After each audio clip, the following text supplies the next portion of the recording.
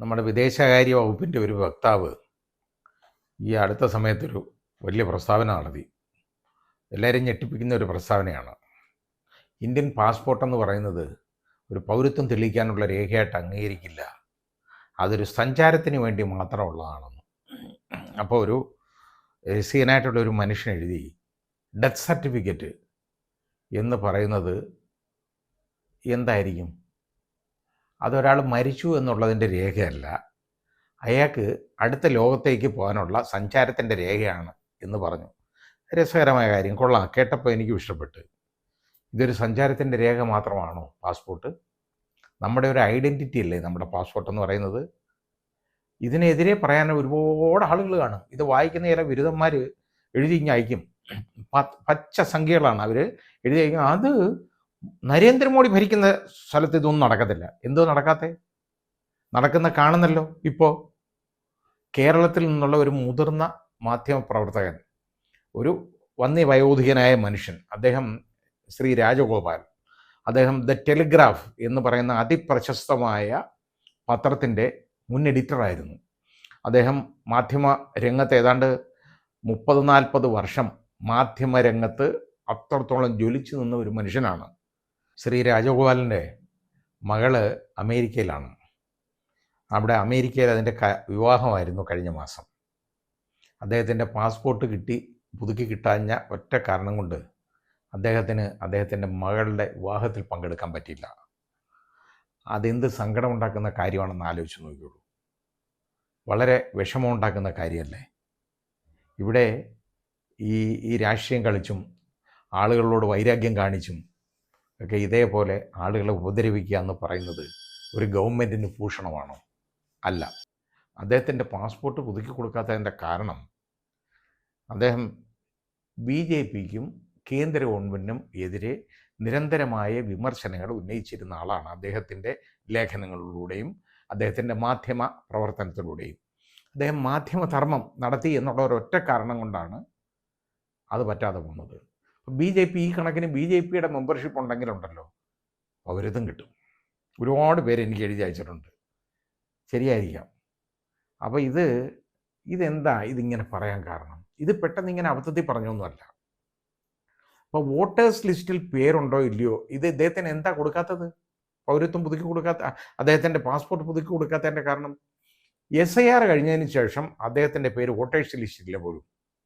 അതുകൊണ്ടാണ് അദ്ദേഹത്തിൻ്റെ പാസ്പോർട്ട് പുതുക്കി കൊടുക്കാത്തത്. അപ്പോൾ വോട്ടേഴ്സ് ലിസ്റ്റ് എന്ന് പറയുന്നത് പൗരത്വരേഖയാണോ? ആണെന്നാണ് ഇപ്പോൾ കേന്ദ്ര ഗവൺമെൻറ് പറയുന്നത്. എന്നാൽ ആണോ എന്ന് ചോദിച്ചാൽ അല്ല. അപ്പോൾ ഒരാൾ പൗരനല്ല എന്ന് തീരുമാനിക്കാൻ, അത് ഇതിൻ്റെ വ്യത്യാസം മനസ്സിലാക്കണം. ഒരാൾ പൗരനല്ല എന്ന് തീരുമാനിക്കാൻ വോട്ടേഴ്സ് ലിസ്റ്റിൽ പേര് ഇല്ലെങ്കിൽ പറ്റും, അയാൾ പൗരനല്ല. പക്ഷേ ഒരാൾ പൗരനാണോ എന്ന് തീരുമാനിക്കാൻ അതിന് വോട്ടേഴ്സ് ലിസ്റ്റ് എടുക്കാൻ പാടില്ല. ഈ ഇരട്ടത്താപ്പ് ഒന്ന് ആലോചിച്ച് നോക്കിക്കോളൂ. നമ്മുടെ കയ്യിൽ എത്രയോ രേഖകളുണ്ട്. നമ്മുടെ വീടുകളിൽ റേഷൻ കാർഡുണ്ട്. അത് ഇന്ത്യൻ പൗരന്മാർക്കല്ല ഇവിടെ കിട്ടുള്ളൂ റേഷൻ കാർഡ്. അല്ലാതെ വേറെ ബംഗ്ലാദേശി പൗരനോ പാകിസ്ഥാനി പൗരനോ എങ്ങനെ റേഷൻ കാർഡ് കൊടുക്കുമോ? ഇല്ലല്ലോ. റേഷൻ കാർഡുണ്ട്, നമുക്ക് പാൻ കാർഡുണ്ട്, അതും പൗരത്വരേഖയല്ല.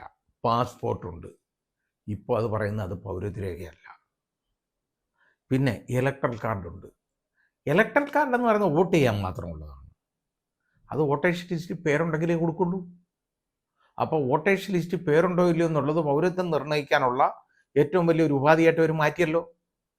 അതുകൊണ്ടല്ലേ ഈ SIR നടപ്പാക്കിയത്. ബീഹാറിൽ SIRലൂടെ എത്ര പേരെ ഒഴിവാക്കിയെന്നറിയാമോ? അത് 99% മുസ്ലിങ്ങളെയാണ് അതിൽ നിന്ന് ഒഴിവാക്കിയത്. അതാണ് കാര്യം. കാരണം അതുപോലെ തന്നെ ബംഗാൾ പിടിച്ചെടുക്കാൻ ആണ് അവിടെ SIR നടത്തിയത്. അതിന് പറ്റിയ കൊല്ലുന്ന രാജാവിന് തിന്നുന്ന മന്ത്രി എന്ന് പറയുന്ന ഇടപാടാണ് ഇലക്ഷൻ കമ്മീഷൻ്റെ ഇടപാട്. ഇലക്ഷൻ കമ്മീഷൻ അതിന് ശരിയാക്കി അങ്ങ് കൊടുത്തു. ഇലക്ഷൻ കമ്മീഷൻ ഉപയോഗിച്ചാണ് ഇപ്പോൾ ഇവിടെ പൗരത്വം തീരുമാനിക്കുന്നത്. അതിന് ഇലക്ഷൻ കമ്മീഷന് പവറുണ്ടോ?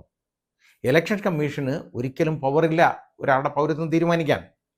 അപ്പോൾ എന്താ കാര്യം? SIR നടപ്പാക്കി. അപ്പോൾ അതിന് പറഞ്ഞെന്താണെന്നറിയോ? പൗരത്വം ഇന്ത്യൻ പൗരന്മാരല്ലാത്തവർ വോട്ട് ചെയ്യാൻ പാടില്ല. അപ്പോൾ അവിടെ പൗരത്വം തീരുമാനിക്കല്ലേ, ചെയ്യുന്നത് വോട്ടേഴ്സ് ലിസ്റ്റിലൂടെ. അങ്ങനെ വോട്ടേഴ്സ് ലിസ്റ്റിൽ പേരില്ല, SIRൽ അങ്ങനെ വെട്ടിനിരത്തി എന്ന് പറഞ്ഞാൽ ഏതാണ്ട് 67 ലക്ഷം ആളുകളെയാണ് പശ്ചിമ ബംഗാളിൽ നിന്ന് ഒഴിവാക്കിയത്. ആ ഒഴിവാക്കിയതിൽ ഈ ഒരു 99% മുസ്ലിങ്ങൾ തന്നെയാണ്. അവർ ഒഴിവാക്കുന്നതിൻ്റെ കാര്യം എന്ന് പറഞ്ഞത്, അതിനകത്ത് 27 ലക്ഷം പേരുടേത് എന്താ ഒഴിവാക്കിയത് എങ്ങനെയാണെന്നറിയാം. അതാണ്, അവർക്ക് സസ്പീഷ്യസ് ഐഡൻറ്റിറ്റിയാണ്, സംശയാസ്പദം. അവർ ഇന്ത്യൻ പൗരനോ അല്ലെന്നോ ആണെന്നോ പറയുന്നില്ല, സംശയാസ്പദം, അവരെയും ഒഴിവാക്കി. പക്ഷേ ഈ ഒഴിവാക്കി കഴിഞ്ഞപ്പോൾ എന്താ സംഭവിച്ചെന്നറിയോ? വോട്ടേഴ്സ് ലിസ്റ്റിൽ പേരില്ലാത്തവർക്ക് ഇനി മേലാൽ സർക്കാരിൻ്റെ ഒരു സഹായങ്ങളും കിട്ടത്തില്ല. എന്ന് പറഞ്ഞാൽ അവർക്ക് പെൻഷൻ, അതായത് ഒരു ഈ കിട്ടുന്ന പാവങ്ങൾക്ക് കിട്ടുന്ന പെൻഷൻ ഉണ്ടല്ലോ, അതില്ല. പിന്നെ അങ്ങനെയുള്ള ഒരു കാര്യങ്ങളും അവർക്ക് കിട്ടത്തില്ല, ഒരു സഹായവും സർക്കാരിൽ നിന്ന് കിട്ടത്തില്ല. പിന്നെ കൂടാതെ അവർക്ക് റേഷൻ കാർഡ് പോലും കിട്ടത്തില്ല. റേഷൻ കിട്ടത്തില്ല അവർക്ക്. കാരണം എന്താ? SIRൽ നിന്ന് അവരെ വെട്ടിനിരത്തി, അവർ പൗരന്മാരല്ലാതെ ആക്കി മാറ്റി. പക്ഷേ അത് പൗരത്വ രേഖയായിട്ട് പരിഗണിക്കാൻ പാടില്ല. അതുകൊണ്ടാണ് ഞാൻ പറഞ്ഞ, ഒരാൾ പൗരനല്ല എന്ന് പറയാൻ കേന്ദ്ര ഗവൺമെൻറ്റിന് ഈ സാധനം ഉപയോഗിക്കാൻ പോലും വോട്ടേഴ്സ് ലിസ്റ്റിനകത്ത് പേരില്ലെങ്കിൽ. ഇതാണ് ഇപ്പം നമ്മൾ കണ്ടുകൊണ്ടിരിക്കുന്ന കാര്യം. അപ്പോൾ ഇവിടെ ഇനി എന്താണ് പൗരത്വ രേഖയെന്ന് നമ്മളൊക്കെ ചോദിക്കും. അപ്പോൾ ഈ പറഞ്ഞത് കാൽക്കുലേറ്റഡ് ആയിട്ട് പറഞ്ഞേക്കുകയാണ് കേട്ടോ. ഇവിടെ ഏറ്റവും വലിയ പ്രശ്നം ഇന്ത്യയിൽ ഉണ്ടായത് എപ്പോഴാണെന്നറിയാവോ? CAA വന്നപ്പോൾ, അത് നടപ്പാക്കാൻ വന്നപ്പോഴാണ്. അതായത് പൗരത്വ നിയമ ഭേദഗതി കൊണ്ടുവന്നല്ലോ. വലിയ കോലാഹലവും ബഹളവും ഉണ്ടായി. അവസാനം അത് നിവൃത്തിയില്ലാതെ NRC ഇപ്പം നടപ്പാക്കുന്നില്ല, അങ്ങനെ ഒരു ഉദ്ദേശമില്ല എന്ന് പറഞ്ഞു. പക്ഷേ NRC നടപ്പാക്കുക എന്നുള്ളത് ഇവിടുത്തെ RSSൻ്റെ അജണ്ടയാണ്, നാഗ്പൂർ യൂണിവേഴ്സിറ്റിയുടെ അജണ്ടയാണത്. അത് നടപ്പാക്കിയേ പറ്റൂ. അതിനുള്ള ഒരു കുറുക്കോഴിയാണ് ഇപ്പം കാണുന്നത്. എന്താണെന്നറിയാമോ? ഇതൊന്നും പൗരത്വ രേഖയല്ല. പിന്നെന്താണ്? നമ്മുടെ ശങ്കരാചാര്യ പറഞ്ഞ പോലെ കയ്യിലെ രേഖ ഇതുമല്ല, പൗരത്വ രേഖയല്ല. പിന്നെ എന്താ പൗരത്വ രേഖ? നമ്മുടെ SLC ബുക്കും കൊണ്ട് നടക്കാൻ പറ്റുമോ? അതും പൗരത്വ രേഖയല്ല. ഇതാ പറയുന്നത്, ഒന്നും പൗരത്വ രേഖയല്ല. അപ്പോൾ പൗരത്വ രേഖ, നമ്മുടെ ആധാരം, അതൊന്നും പൗരത്വ രേഖയല്ല. പിന്നെ ഈ ഏതെങ്കിലും അപ്പോയിൻമെൻറ്റ് സർക്കാരിൽ നിന്ന് പെൻഷമായ, അതൊന്നും പൗരത്വ രേഖയല്ല. പിന്നെന്താ പൗരത്വ രേഖ എന്ന് ആളുകൾ ചോദിക്കുമ്പോൾ എന്താണെന്നറിയോ? അതിനാണ് അത് NRC കൊണ്ടുവരാനുള്ള ഒരു കുൽസിത ശ്രമം, ഒരു കുറുക്ക് വഴി എടുത്തേക്കാണ്. ആ കുറുക്ക് വഴി എടുത്ത വളഞ്ഞ വഴിയാണ് എടുത്തേക്കുന്നത്. നേരെ ഇത് കൊണ്ടുവരുന്നതെന്ന് പറഞ്ഞാൽ വലിയ ബഹളം ഉണ്ടാവും. അതുകൊണ്ടെന്താ, രാജ്യത്ത് പൗരന്മാർക്ക് പൗരനാണെന്ന് തെളിയിക്കാൻ എന്തെങ്കിലും ഒരു രേഖ വേണ്ടേ? ആ രേഖ വേണമെന്നുണ്ടെങ്കിൽ NRC വേണം. ഈ കാഴ്ചപ്പാടിലാണ് ഇപ്പോൾ പോയിക്കൊണ്ടിരിക്കുന്നത്. അങ്ങനെ വരുമ്പോൾ നമുക്ക് NRC ഇവിടെ നടപ്പാക്കാനുള്ള ഒരു മാർഗമായിട്ട് ഇതിനെ മാറ്റുന്നു എന്നുള്ളതാണ്. അത് അങ്ങനെ നടപ്പാക്കുമ്പോൾ അതിനകത്ത് നോക്കുമ്പോൾ എന്താ കഴിയും? വോട്ടേഴ്സ് ലിസ്റ്റ് പരിശോധിക്കും.